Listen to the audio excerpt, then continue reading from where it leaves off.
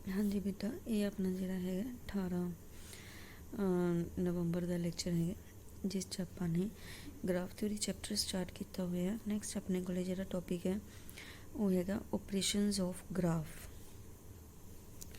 Operations of graph दे विच पहला ऑपरेशन आपां करांगे यूनीअन ऑफ टू ग्राफ्स। ठीक है, जे आपां दो ग्राफ्स की यूनीअन की गल करते हैं तो सपोज कर लो कि G1 अपने को पहला ग्राफ है जिस V ते E वर्सेस है, G2 B another graph, then their union की होएगी G1 union E2। Clear where किस तरह होएगा कि दोनों के वर्सिस की यूनीअन, फिर दोनों की एजेस की आपां की करांगे यूनीअन करांगे। Clear G1 union G2 is equal to G1 union G2, दोनों के वर्सिस की यूनीअन, दोनों की एजेस की union G1 union G2। In other words, union of two graphs is a graph whose vertex set is the union of vertex sets हो जाएगा the two graphs ते edge set की होएगा union of edge set. For example आप जे देखिए अपने को G1 ग्राफ है हाँ ट्रायंगल शेप दे विच, जिस देखो वर्टेक्स के V1 V2 V3, एजेस है अपने को E1 E2 E3। उस तो बाद अपने को जिहड़ा है G2 ग्राफ है जिस जो वर्टेक्स है V1 V4 V5। Clear edges है अपने को E4 E5 E6। क्लीयर उस तो बाद जो आप इन्हों ज्वाइन करांगे यूनीअन करांगे तो V1 देखो दोनों च कॉमन है तो आप इस V1 नूं की करांगे V1 वर्टेक्स नूं इकट्ठा कर देवांगे। क्लीयर तो आ अपने को बाकी उत्थे ही रहनगे उसी तरह ही, सिर्फ जिहड़ा वर्टेक्स कॉमन है उन्होंने आप की करांगे इकट्ठा कर देवांगे। That is the union of the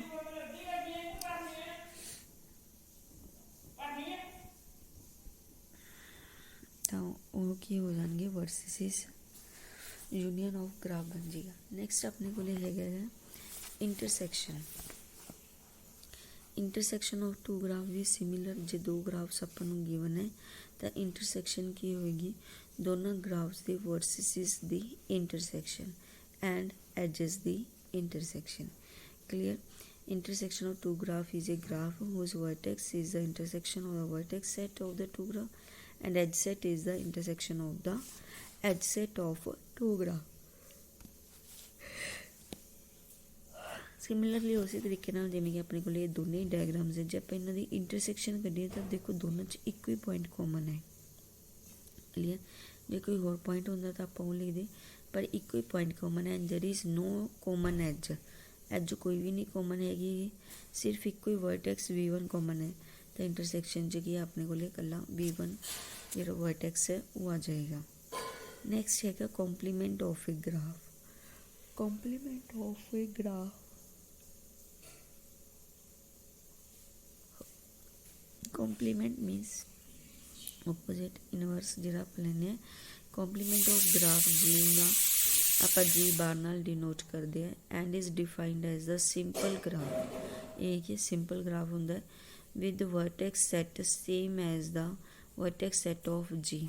complement graph से हमेशा जो वर्टेक्स होंगे है वो सेम होंगे है। क्लीयर जेडे कि जी दे विच होणगे उही जी बार दे विच होणगे, वर्टेक्स उसी जगह ते ही होणगे ते सेम होणगे with the edge set. Edge set किस तरह satisfying the property that there is an edge between two vertices in G bar when there is no edge between the these vertices in G. Edge set दे विच फर्क पै जाएगा। किस तरह फर्क पेगा कि जी बार दे विच आपां उन्हां दो वर्सिस नूं ज्वाइन करांगे जिन्हां नूं जी दे विच नहीं ज्वाइन किया गया। देखो बेटा ध्यान नाल अपने को ये वर्टेक्स है V1 V2 V3 V4 V5 V6। ये भी अपने को वर्टेक्स तो सेम ही है V4 V5 V6, पर एजेस आप ज्वाइन करनिया ਜਿਹੜੀਆਂ जी दे विच नहीं ज्वाइन है, ਜਿਹੜੇ दो वर्सिस जी दे। देखो जिमें कि V1 है, V1 ਆਪਾਂ ਨੂੰ पता देखो V5 नाल ज्वाइन किया होया ते V 3 ਨਾਲ ਜੁਆਇਨ ਕੀਤਾ ਹੋਇਆ। ਉਸ ਤੋਂ ਤੁਸੀਂ ਦੇਖੋ ਇਹਨੂੰ ਕਿਹਦੇ ਹੋਰ ਨਾਲ ਨਹੀਂ ਜੁਆਇਨ ਕੀਤਾ ਗਾ। V1 ਨੂੰ ਆਪਾਂ V6 ਨਾਲ ਨਹੀਂ ਜੁਆਇਨ ਕੀਤਾ ਹੋਇਆ, V2 ਨਾਲ ਨਹੀਂ ਜੁਆਇਨ ਹੈਗਾ ਅਤੇ V4 ਇਹਨਾਂ ਤਿੰਨਾਂ ਨਾਲ ਇਹ ਜੁਆਇਨ ਨਹੀਂ ਹੈਗਾ ਗਾ। ਤਾਂ ਜੀ ਬਾਰ ਕਿਉਂਕਿ ਇਹਦਾ ਕੰਪਲੀਮੈਂਟ ਹੈ, ਇਹ ਜੀ ਬਾਰ 'ਚ ਕੀ ਕਰਾਂਗੇ, ਇਹਨੂੰ ਉਹਨਾਂ ਵਰਸਿਸ ਦੇ ਨਾਲ ਜੁਆਇਨ ਕਰਾਂਗੇ ਜਿਹਦੇ ਵਿੱਚ ਜੀ ਨਾਲ ਨਹੀਂ ਕੀਤਾ। ਹੁਣ V1 ਨੂੰ V6 ਨਾਲ ਜੁਆਇਨ ਕਰ ਦਿੱਤਾ, V1 ਨੂੰ V2 ਨਾਲ ਜੁਆਇਨ ਕਰ ਦਿੱਤਾ ਅਤੇ V4 ਨਾਲ ਜੁਆਇਨ ਕਰ ਦਿੱਤਾ। ਕਲੀਅਰ ਬੇਟਾ, ਸਮਝ ਆ ਗਿਆ ਕਿ ਕੰਪਲੀਮੈਂਟ ਦੇ ਵਿੱਚ ਵਰਸਿਸ ਸੇਮ ਰਹਿਣਗੇ ਆਪਣੇ ਕੋਲ। ਐਜਸ ਆਪਾਂ ਉਹਨਾਂ ਵਰਸਿਸ ਨੂੰ ਮਿਲਾ ਕੇ ਬਣਾਉਣੀ ਹੈ ਜਿਨ੍ਹਾਂ ਨੂੰ ਜੀ ਦੇ ਵਿੱਚ ਨਹੀਂ ਮਿਲਾਇਆ ਹੋਇਆ ਗਾ, ਜੁਆਇਨ ਨਹੀਂ ਕੀਤਾ ਹੋਇਆ ਗਾ। ਕਲੀਅਰ, ਤਾਂ ਆਪਣੇ ਕੋਲ ਕੰਪਲੀਮੈਂਟ ਬਣ ਜਾਏ।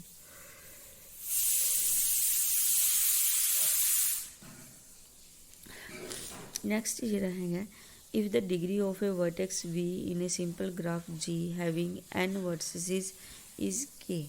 ਠੀਕ ਹੈ, ਜੇ ਆਪਾਂ ਡਿਗਰੀ ਦੀ ਗੱਲ ਕਰੀਏ ਕਿ ਜੀ ਆਪਣੇ ਕੋਲੇ ਕੋਈ ਸਿੰਪਲ ਗ੍ਰਾਫ ਹੈ, ਸਿੰਪਲ ਗ੍ਰਾਫ ਦੇ ਵਿੱਚ ਆਪਾਂ ਜੀ ਦੀ ਗੱਲ ਕਰ ਰਹੇ ਹਾਂ ਕਿ ਜਿਹਦੇ n ਵਰਸਿਸਿਸ ਹੈ, n ਵਰਸਿਸਿਸ ਦੀ ਡਿਗਰੀ ਕੀ ਹੈ, k ਹੈ ਆਪਣੇ ਕੋਲੇ। Clear, then degree of V in G bar, ਤਾਂ ਡਿਗਰੀ ਆਫ ਵਰਟੈਕਸ ਦੀ ਡਿਗਰੀ ਕਿੰਨੀ ਹੋਏਗੀ ਆਪਣੇ ਕੋਲੇ, n ਮਾਈਨਸ k ਮਾਈਨਸ 1 ਹੋਏਗੀ। ਕਲੀਅਰ, n ਵਰਸਿਸਿਸ ਹੈ, k ਉਹਦੀ ਡਿਗਰੀ ਹੈ ਆਪਣੇ ਕੋਲੇ।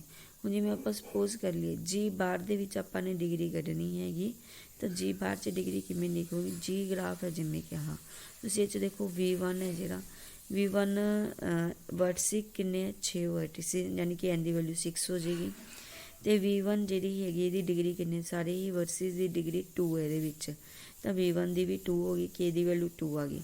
ਇਸ 'ਚ ਪੁੱਟ ਕੀਤਾ ਆਪਾਂ ਨੇ 6 minus 2 minus 1 that is equal to 3 ਆ ਗਿਆ ਆਪਣੇ ਕੋਲ। Clear, 6 minus 2 minus 1 is equal to ਕਿੰਨਾ ਆ ਗਿਆ, 3।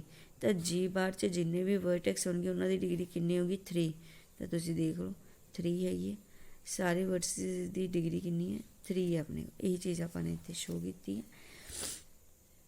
ਨੈਕਸਟ ਆਪਣੇ ਕੋਲ ਕੀ ਹੈ, ਕੁਛ ਐਗਜ਼ਾਮਪਲਸ ਹੈ, ਜਿਵੇਂ ਕਿ what is total number of edges in KN ਦੇ ਵਿੱਚ ਕਿੰਨੇ ਆਪਣੇ ਕੋਲੇ ਐਜਸ ਹੋਣਗੇ।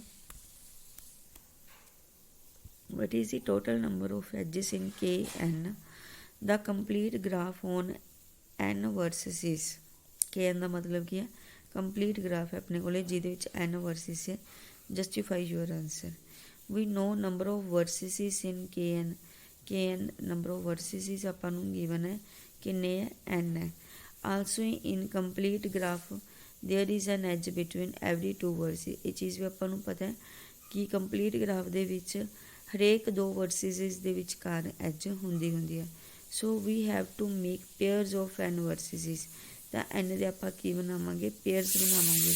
ਜੇ ਪੇਅਰਸ ਬਣਨਗੇ ਤਾਂ ਆਪਾਂ ਇਸ 'ਚ ਕੰਬੀਨੇਸ਼ਨ ਅਪਲਾਈ ਕਰਾਂਗੇ ਕਿ n ਵਰਸਿਸ ਦੇ 2 ਦੇ ਪੇਅਰ ਬਣ ਰਹੇ ਆ। ਫਾਰਮੂਲਾ ਅਪਲਾਈ ਕਰ ਦਿੱਤਾ, factorial n upon factorial n minus 2 factorial 2।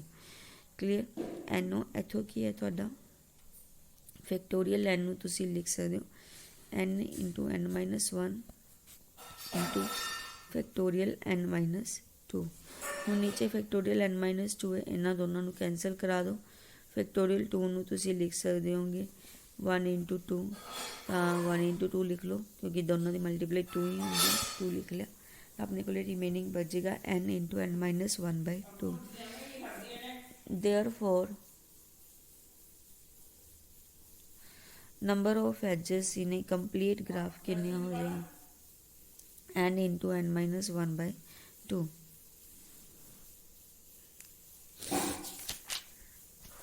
Clear बेटा। इस तरह अपने को अगली एग्जाम्पल भी है कि can a graph with 7 vertices be isomorphic to its complement. Justify कि जे अपने कोले कोई अजिहा ग्राफ है जिहदे विच 7 वर्सिस है कि वो अपने कॉम्प्लीमेंट नाल आइसोमॉर्फिक होएगा। Clear, now we know if an edge E belongs to G, जिहड़ी एज जी नूं जा रही है वो जी बार नूं नहीं जाएगी। Clear, so total number of edges कितनियां होणगे G and G bar, maximum number of possible edges in complete graph. Clear, complete graph च जिन्नियां मैक्सिमम नंबर ऑफ एजेस होणगियां। हियर वी है 7 वर्सिस है, तो आप पिछली ਥਿਊਰਮ 'ਚ ਐਗਜ਼ਾਮਪਲ 'ਚ ਕੀਤਾ ਹੈ ਕਿ ਮੈਕਸਿਮਮ ਨੰਬਰ ਆਫ ਐਜਿਸ ਕਿੰਨੀਆਂ ਹੁੰਦੀਆਂ n into n minus 1/2 n ਦੀ ਵੈਲਿਊ 7 ਪੁੱਟ ਕਰ ਦਿਓ 7 ਪੁੱਟ ਕੀਤੇ ਨੂੰ ਸੋਲਵ ਕਰਕੇ ਆਪਣੇ ਕੋਲ 21 ਆ ਗਿਆ ਸੋ ਨੰਬਰ ਆਫ ਐਜਿਸ ਇਨ ਜੀ ਐਂਡ ਜੀ ਬਾਰ ਕਿੰਨੀਆਂ ਹੋ ਗਈਆਂ 21 ਕਲੀਅਰ ਤਾਂ 21 ਜੇ ਨੰਬਰ ਆਫ ਐਜਿਸ ਹੈ ਆਪਣੇ ਕੋਲੇ ਤਾਂ ਇਟ ਮੀਨਸ ਕੀ ਹੋ ਗਿਆ number of edges are different in number of edges in G bar ਕਿਉਂਕਿ ਔਰ ਨੰਬਰ ਹੈ ਔਰ ਨੰਬਰ ਦੇ ਅਕੋਰਡਿੰਗ ਇੱਕ ਦੇ ਵਿੱਚ ਜੇ 10 ਹੋਣਗੇ ਤਾਂ ਦੂਸਰੇ 'ਚ 11 ਹੋਣਗੀਆਂ ਸੋ ਇਹ ਦੋਨੋਂ ਕੀ ਆਪਸ ਦੇ ਵਿੱਚ ਆਈਸੋਮੋਰਫਿਕ ਨਹੀਂ ਬਣਦੇ ਹੈਗੇ ਇਸ ਤਰ੍ਹਾਂ ਆਪਾਂ ਇਹਨੂੰ ਸ਼ੋ ਕਰਾਂਗੇ ਨੈਕਸਟ ਅੱਗੇ ਬੇਟਾ ਦੋ ਐਗਜ਼ਾਮਪਲਸ ਹੈ ਰੀਡ ਕਰ ਲਓ ਈਜ਼ੀ ਹੈ ਤੁਹਾਨੂੰ ਈਜ਼ੀਲੀ ਸਮਝ ਆ ਜਾਣਗੀਆਂ ਇੰਪੋਰਟੈਂਟ ਐਗਜ਼ਾਮਪਲਸ ਹੈ ਇਸ ਦੇ ਨਾਲ 7th ਇਹ ਐਕਸਰਸਾਈਜ਼ ਜਿਹੜੀ ਹੈ ਉਹ ਤੁਹਾਡੀ ਪੂਰੀ ਹੋ ਜਾਂਦੀ ਤੁਸੀਂ ਇਹਨੂੰ ਸੋਲਵ ਕਰਕੇ ਦੇਖ ਸਕਦੇ ਹੋਗੇ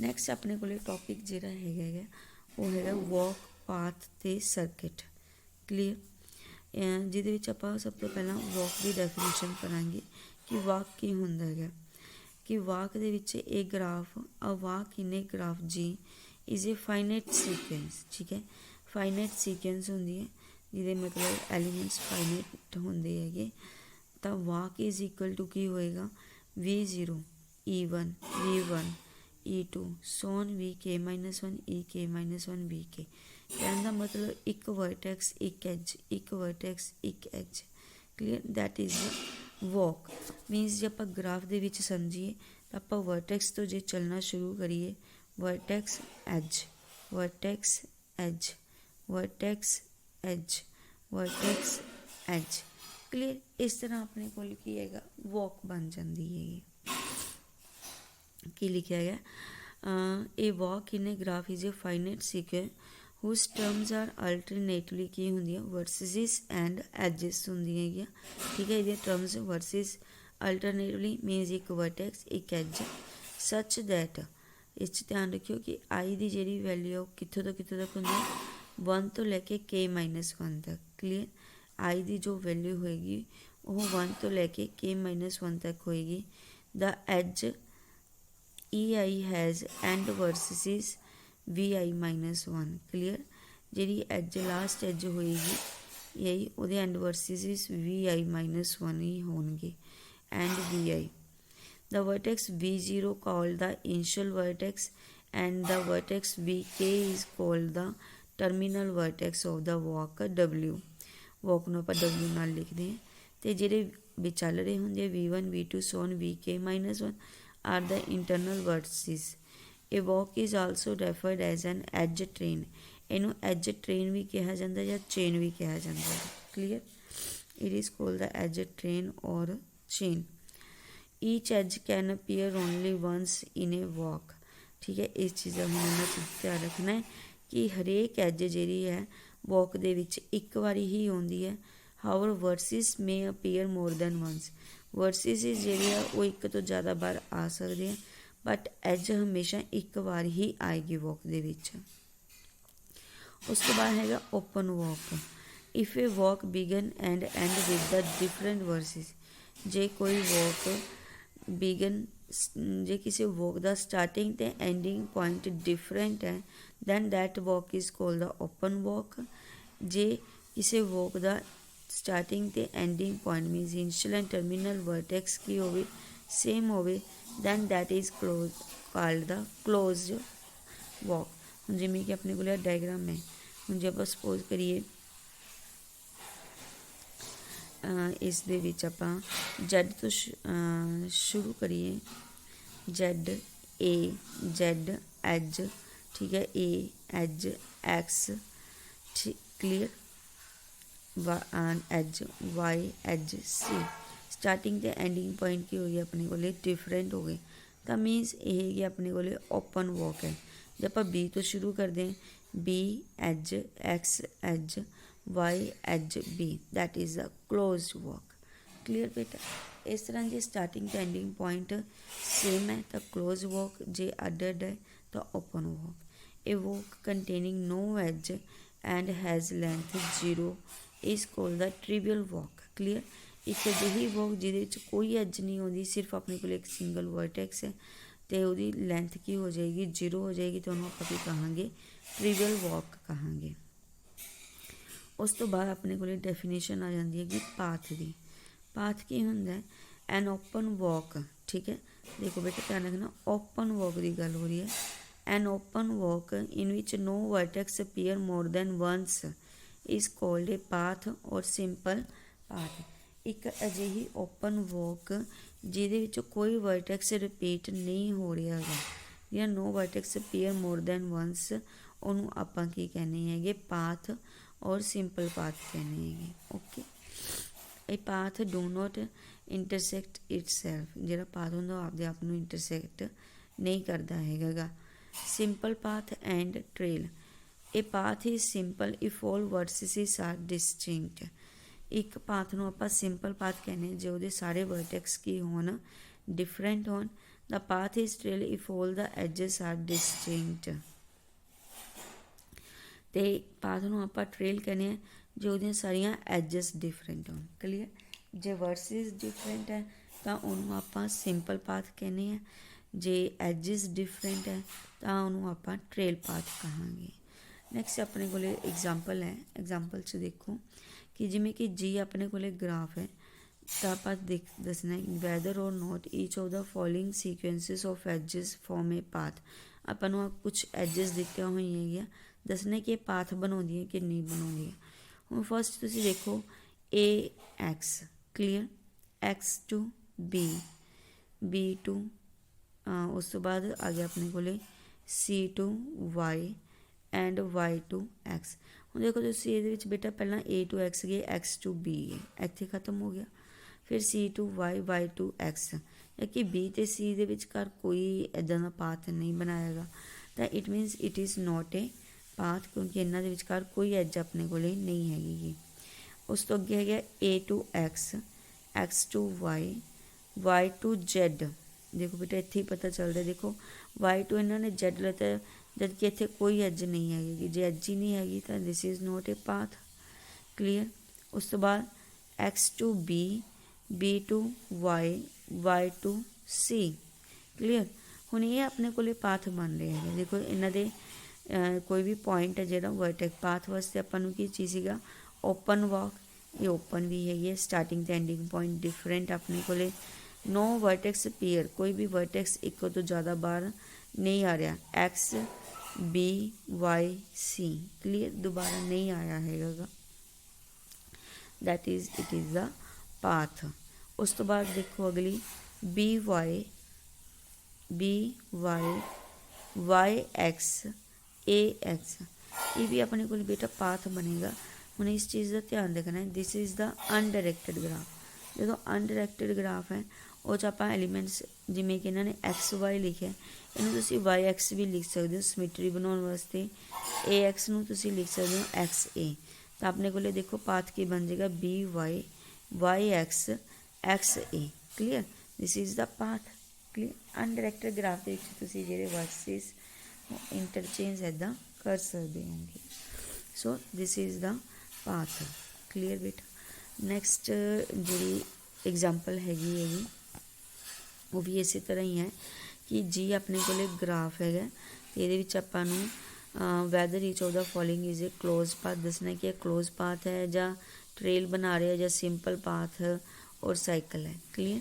ਹੁਣ ਤੁਸੀਂ ਦੇਖੋ ਇਹਦੇ ਵਿੱਚ ਬੀ ਏ ਐਕਸ ਬੀ, ਦੇਖੋ ਸਟਾਰਟਿੰਗ ਤੇ ਐਂਡਿੰਗ ਪੁਆਇੰਟ ਸੇਮ ਆ ਗਿਆ, therefore this is the closed path.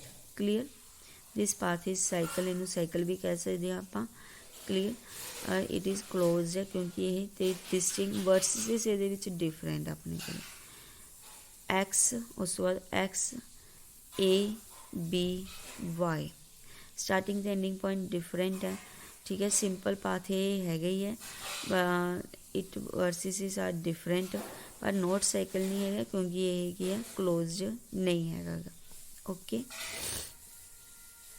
ਉਸ ਤੋਂ ਬਾਅਦ ਹੈਗਾ B X Y, X to Y ਲੈਤਾ ਜਦ ਕਿ ਇੱਥੇ ਕੋਈ ਐਜ ਨਹੀਂ ਹੈਗੀ ਤਾਂ ਇਹ ਪਾਥ ਨਹੀਂ ਬਣੇਗਾ। ਕਲੀਅਰ? ਨੈਕਸਟ ਅਗਲਾ ਬੇਟਾ ਆਪਾਂ ਅਗਲੇ ਲੈਕਚਰ 'ਚ ਕਰਦੇ ਹਾਂ।